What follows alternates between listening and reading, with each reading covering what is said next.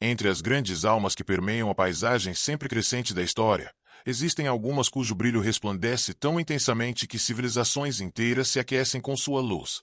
Essas posições são tipicamente reservadas a líderes religiosos, embora no mundo secular também tenham existido alguns.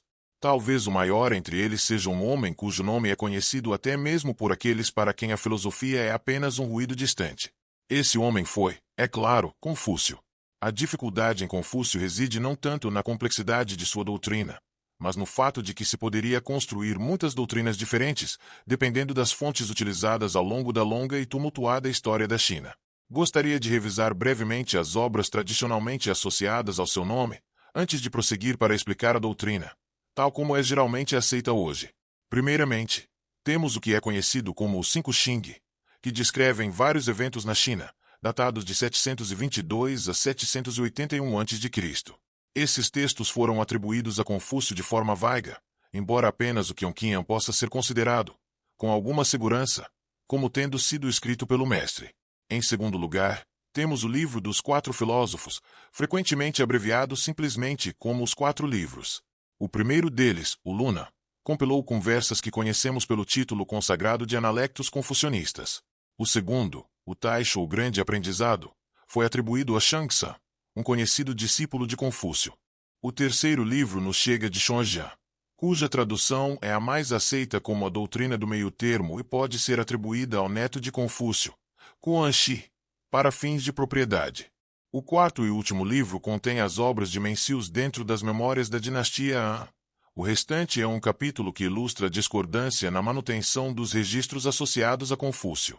Diz o seguinte: após a morte de Confúcio, chegou ao fim suas palavras refinadas. E quando seus 70 discípulos faleceram, seu significado começou a ser distorcido. Surgiram então 5 edições do Xunkyu, 4 do Shi e várias do Yi. Em meio à desordem e aos conflitos do período dos reinos combatentes, de 41 a 422 a verdade e a falsidade estavam ainda mais em guerra, e uma triste confusão marcou as palavras dos vários estudiosos. Essa calamidade persistiu até aproximadamente o ano 140, quando o imperador Xiaowu, perturbado pela situação, construiu repositórios onde os livros pudessem ser armazenados para o benefício das gerações futuras. Tentaremos reconstruir a ontologia de Confúcio, a fim de traçar um retrato mais preciso da doutrina que ajudou bilhões de pessoas a viverem uma vida digna de ser chamada de humana. Creio que seria uma omissão não mencionar brevemente Confúcio. O homem nasceu por volta de 552, no que hoje é conhecido como a província de Shandong. Ele começou a trabalhar muito jovem, devido à morte prematura de seu pai, embora só aos 20 anos o ensino se tornou sua profissão. Podemos citar uma passagem dos Analectos que descreve brevemente, embora de forma ambígua, o caminho que sua vida seguiu. Aos 15 anos, dediquei-me ao aprendizado. Aos 30, firmei meus pés no chão. Aos 40, já não sofria de perplexidades. Aos 50, compreendia os desígnios do céu. Aos 60, ouvia-os com ouvidos atentos. Aos 70, podia seguir os ditames do meu próprio coração, pois o que eu desejava já não ultrapassava os limites do correto. Sabemos que ele passou algum tempo no governo servindo como magistrado na cidade de Chengdu, embora, após o declínio do Estado devido ao duque ignorar o conselho de Confúcio e ceder à decadência e aos subornos, ele tenha começado uma década de peregrinação aos 69 anos. Depois que o duque foi sucedido, ele foi convidado a retornar, onde permaneceu até sua morte aos 73 anos. Temos alguma noção da atitude do mestre mais tarde na vida, pois, em resposta a uma pergunta sobre seu estado de saúde, ele escreveu: sou simplesmente um homem que, em sua busca ávida por conhecimento, esquece-se de comer, que em sua alegria esquece suas tristezas e que não percebe que a velhice está chegando. O ponto central da doutrina de Confúcio era uma ética que valorizava a tradição e considerava o ensino dessa tradição indispensável para inculcar os princípios morais necessários a uma convivência social harmoniosa, onde a justiça e a virtude reinam supremas. Nesse sistema, há 5 pilares morais principais que são enfatizados e considerados como contribuintes para o desenvolvimento e o aperfeiçoamento do indivíduo no Estado. Ren pode ser descrito como algo semelhante à benevolência ou à bondade humana, e é talvez a virtude moral mais importante no confucionismo. Essa característica é essencial para permitir que o indivíduo desenvolva e mantenha relações sociais adequadas, e, portanto, é fundamental para uma sociedade harmoniosa onde cada indivíduo possa trabalhar ao lado do seu próximo com compaixão e boa-fé. É algo que só pode ser desenvolvido por meio de autorreflexão dedicada, educação e prática. O segundo pilar, Li, abrange as diversas etiquetas e rituais sociais que são cultivados e difundidos em uma determinada sociedade. Constitui um aspecto importante de sua filosofia pelo papel que desempenha na manutenção da ordem na família, na localidade e no Estado como um todo. Isso contribui para a capacidade da sociedade de se autorregular, estabelecendo firmemente normas sociais, a adesão a uma hierarquia social.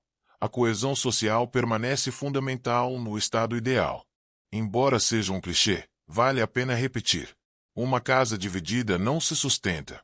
Assim também, dividido em dois, o Estado.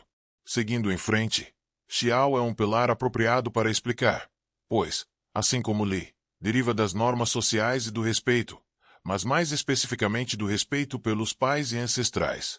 Se alguém for inteligente e perspicaz, construirá uma estrutura elevada, o Estado, sobre uma base sólida, a família. Isso pode se manifestar na forma de respeito, honra ou apoio material. O importante é que a pessoa cumpra seu dever de garantir o bem-estar da família e da sociedade. O quarto pilar da lista é Xi, traduzido como justiça ou retidão. Como na maioria dos códigos éticos, implora ao indivíduo que simplesmente faça o que é certo, independentemente das circunstâncias.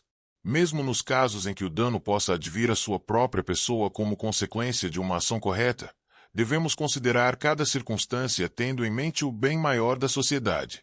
Não precisamos ir muito longe para ver a devastação que a ganância mesquinha e o preconceito podem causar a uma família, localidade ou à sociedade como um todo.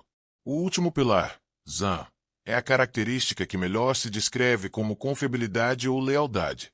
Trata-se de ser sincero no apoio e na devoção, seja ao pai, à mãe, ao soberano ou ao Estado. E, como todos os outros pilares mencionados anteriormente, o principal deles é servir à ordem social, à coesão e à preservação. Uma condição enfatizada por Confúcio neste pilar de seu código ético é que se deve manter o Ye, ou seja, a integridade moral deve sempre estar acima do Zan, pois a obediência cega a um tirano que trai esses 5 pilares resultará, consequentemente, na disseminação dessa imagem negativa. O gonzo é o produto da adesão sincera a esses 5 pilares morais. É análogo ao homem de grande alma de Aristóteles, ao bem-aventurado de Spinoza e aos reis filósofos de Platão. Vemos o termo frequentemente traduzido como pessoa nobre ou cavalheiro, servindo como um ideal para que outros modelem suas vidas segundo a benevolência, a adesão aos costumes e a etiqueta adequada.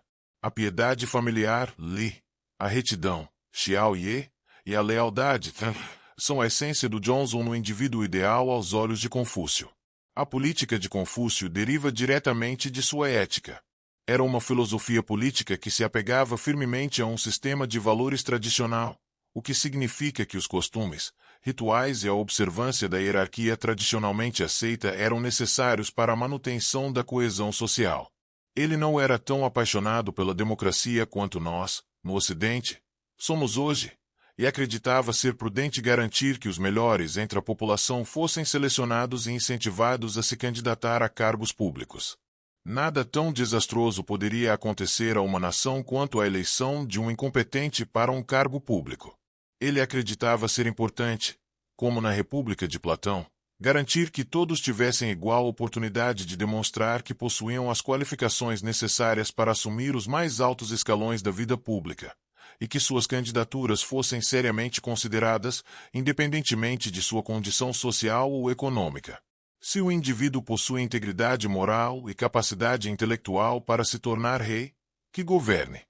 A integridade moral é a característica mais importante que qualquer indivíduo ou coletivo que deseje governar o Estado deve possuir, pois é um pré-requisito para alcançar a forma ideal de governo, ou Ranja, que significa governo benevolente.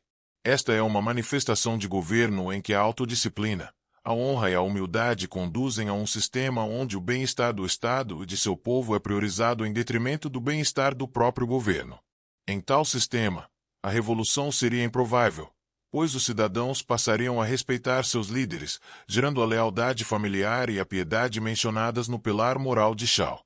O não cumprimento desse mandamento divino, como ele o chamava, o mandamento dado aos governantes de alta integridade moral que governavam com benevolência, levaria, com razão, à resistência, provavelmente, à destruição.